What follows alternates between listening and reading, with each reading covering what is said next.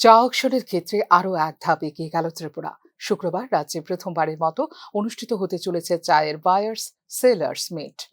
ত্রিপুরায় একটা চা অকশন সেন্টার গড়ে তোলার জন্য নীতি আয়োগের কাছে প্রস্তাব রেখেছিলেন মুখ্যমন্ত্রী ডাক্তার মানিক সাহা। পরবর্তী সময়ে এই প্রস্তাবে সায় দেয় নীতি আয়োগ। গত 14 মার্চ গোর্খাবস্তিতে শিলান্যাস হয় একটি টি অকশন সেন্টারের। রাজ্যে চা অকশনের এই প্রক্রিয়াতেই এবার এক ধাপ এগিয়ে যেতে চলেছে ত্রিপুরা। বৃহস্পতিবার সাংবাদিক সম্মেলনে এই কথা জানিয়েছেন ত্রিপুরার চা উন্নয়ন পর্ষদের চেয়ারম্যান সমীর ঘোষ। মুখ্যমন্ত্রী আমাদের নীতি আয়োগের বৈঠকে আমাদের রাজ্যের পক্ষ থেকে আমাদের রাজ্যে যে অকশনে যে চা পাঠানোর ক্ষেত্রে যে বিভিন্ন ধরনের প্রতিবন্ধকতা আমাদের সম্মুখীন হতে হতো, সেগুলি সমাধানের স্থায়ী লক্ষ্যে এবং চা শিল্পের সামগ্রিক উন্নয়নের স্বার্থে আমাদের রাজ্যে টি অকশন সেন্টার চালু করার জন্য প্রস্তাব রেখেছিলেন এবং ওনার প্রচেষ্টায় আমাদের নীতি আয়োগের পক্ষ থেকে আমরা তার স্যাংশন পাই। টি বোর্ড আমাদেরকে সেই বিষয়টা অবগত করে। তারই অঙ্গ হিসাবে আজকে আমাদের রাজ্যে প্রথমেই এই বছরের মার্চ মাসের 14 তারিখে আমাদের মাননীয় মুখ্যমন্ত্রীর হাত ধরে আমাদের ফাউন্ডেশন স্টোন আমাদের হয়েছে, শিলান্যাস হয়েছে আমাদের অকশন সেন্টারের। আমাদের গোর্খাবস্তিতে আমাদের যে ওল্ড যে আমাদের যে শিল্প ভবন ছিল, ডাইরেক্টরেট ছিল, সেখানে আমাদের সেটা শিলান্যাস হয়েছে।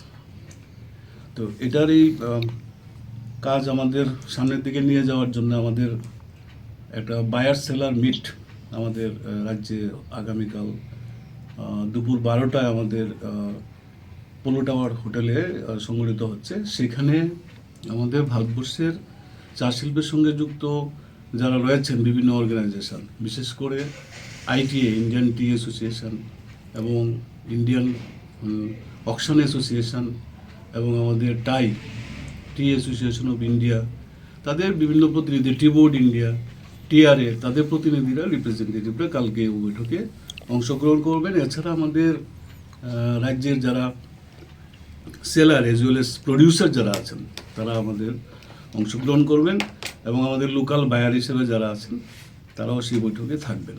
তো আমরা আগামীকাল যে বৈঠক অনুষ্ঠিত হতে যাচ্ছে, সেই বৈঠকের মধ্য দিয়ে আমাদের যে অকশন সেন্টারের যে আমাদের সামগ্রিকভাবে আমাদের অকশন সেন্টার আগামী সেশন থেকে যাতে আমরা চালু করতে পারি, সেই লক্ষ্যকে সামনে রেখেই কালকের এই বৈঠকটা অনুষ্ঠিত হবে। বর্তমানে আসাম এবং পশ্চিমবঙ্গে চা অকশনে অংশ নেয় ত্রিপুরা। এতে পরিবহন খরচ লাগে বেশি। শুধু তাই নয়, পশ্চিমবঙ্গ আসাম চা উৎপাদন করে নিজেরাই, ফলে তাদের চা বিক্রির পর বিক্রি হয় ত্রিপুরার চা। রাজ্যে টি অকশন সেন্টার চালু হলে এই বিষয়গুলিতে উপকৃত হবে ত্রিপুরা বলে জানিয়েছেন ত্রিপুরাতে চা উন্নয়ন পর্ষদের চেয়ারম্যান সমীর ঘোষ। সেটা হচ্ছে ট্রান্সপোর্টেশনে একটা বিশাল সুবিধা হবে। আর আমাদের রাজ্যে এই যে আমরা যে চাটা যে অকশনে যে আমরা এতদিন ধরে যে পাঠাতাম, সেক্ষেত্রে আমাদের টোটাল প্রসেসটা কমপ্লিট হতে 44 দিন লাগতো, 44 ডেজ। তো সেখানে আমাদের রাজ্যে হলে পরে তার যে টোটাল যে সিস্টেমটা অকশন মানে প্রক্রিয়াটা শুরু থেকে শেষ পর্যন্ত এটা কাজ করতে এতদিন যে 44 ডেজ লাগতো, সেটা আমাদের রাজ্যে হলে পরে লাগবে না। সেক্ষেত্রে আমাদের 40% টাইম কম লাগবে। তো সেক্ষেত্রে আমরা প্রায় 29 দিনের মধ্যে, যেখানে 44 ডেজ লাগতো একটা কনসাইনমেন্ট গেলে পরে তার শেষ না হওয়া পর্যন্ত বিক্রি সেল প্রসিড আসতে আসতে সেটা 44 ডেজ লাগতো, এখন সেটা 29 দিনের মাথায় কমপ্লিট হয়ে যাবে আমাদের রাজ্যে হলে পরে। তো as a result of fact কী হবে, আমাদের যারা সেলাররা আছে তাদের লিকুইডিটি অফ ক্যাশ যেটা সেল প্রসিড যেটা খুব তাড়াতাড়ি চলে আসবে। তো এটা আমাদের একটা বিশাল সুবিধা। আর ট্রান্সপোর্টেশনের দিক দিয়ে প্রতি কেজিতে 3 থেকে 6 টাকা কেজিতে গুয়াহাটি যেতে মানে আমাদের লাগে, গুয়াহাটি কলকাতা যেতে আরও বেশি লাগে।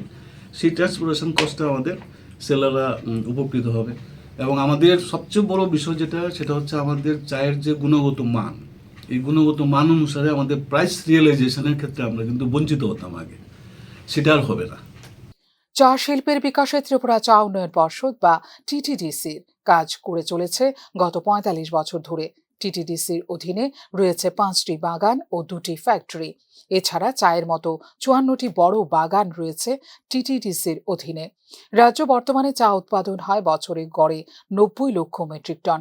পিডিএস ব্যবস্থাপনায়ও চা বিতরণ করে থাকে টিটিডিসি। ফিউরো রিপোর্ট, নিউজ নাও।